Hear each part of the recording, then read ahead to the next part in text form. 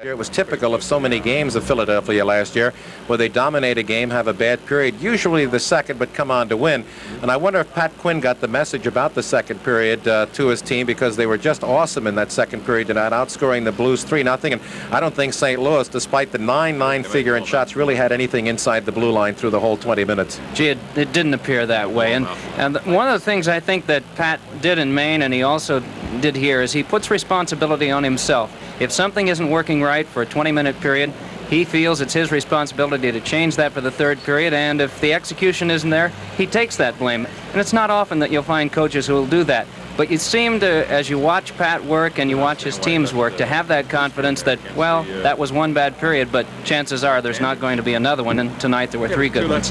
Mike, you're the only member of our radio broadcast TV team that's had the opportunity to work as a voice with Pat at two levels, the American League with Maine and here in Philadelphia, and I just wonder, have you noticed any changes? No, I really haven't. I've never seen anyone who prepares for a game like Pat Quinn does. He goes at it almost like a college professor getting ready for a class. He takes notes, he keeps files on teams, and he reviews them.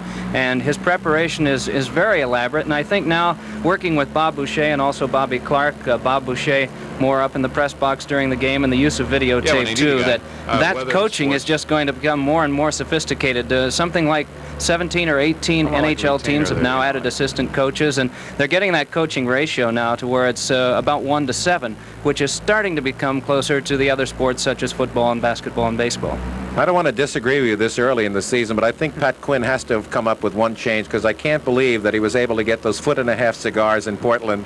No, I don't think he was, as a matter of fact. He was smoking the long stogies on the bus, and I think there were some smoking regulations that he decided that he would lift that had been in vogue before, but he took the second seat on the bus, and the rest of us sort of cleared out and moved back to about rows 4, 5, and 6, and I think he looked around, saw the cigar smoke, and wondered if maybe there was something wrong.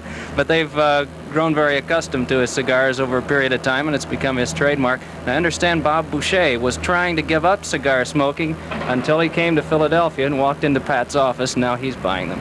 Well, he's buying them from my store, by the way, over in Cherry Hill. We might point out that we're looking forward to now in this early part of the season. We're enthused about getting a first look-see at the Chicago Blackhawks, who've won 2 games at home against Buffalo and tonight in Montreal 5-4, and they may have a spectacular young player in Dennis Savard. Yes, he had a grand opening night. We don't have a breakdown really on how many points he might have gotten tonight, but I think that would certainly be reassuring for Keith Magnuson. He was coming into a difficult situation following Eddie Johnston, who had left like a diamondback rattler in the situation that he had, and Keith, being a brand new coach and one of the youngest coaches in all of hockey right now, had the pressure on, and they've certainly responded well to it, and Savard getting the 3 points on opening night, that certainly had to help him too. That was Mike Emrick, PRISM cable voice of the Philadelphia Flyers. I'm Gene Hart along with Bobby Taylor. That's pretty much it here from the Checkerdome in St. Louis. Dominating Flyer performance. Again, the final score, the Philadelphia Flyers 5 and the St. Louis Blues 1. Till tomorrow night, we're going to talk about the Philadelphia Flyers and the Toronto Maple Leafs on PRISM Cable and the radio network with WIP at 7. But right now, stay tuned for the highlights review of tonight's game and the voice of Tom Lemaine.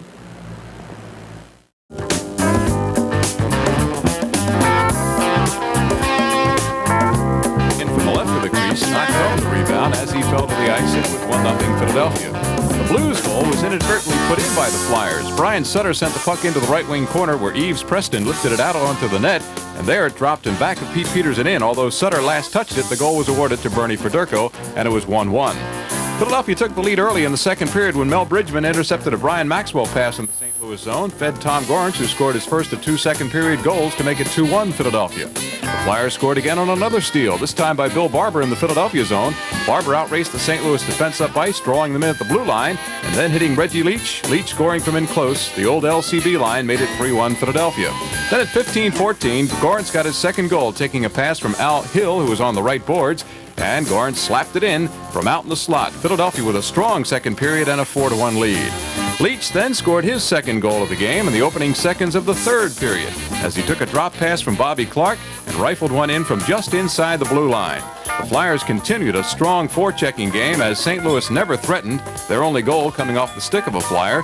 2-goal night for Gorrinch and Leach, and one by Holmgren as the Flyers win their first road game of the season convincingly, 5-1 at the Checkerdome in St. Louis. That's Flyers highlights, and I'm Tom Lemaine.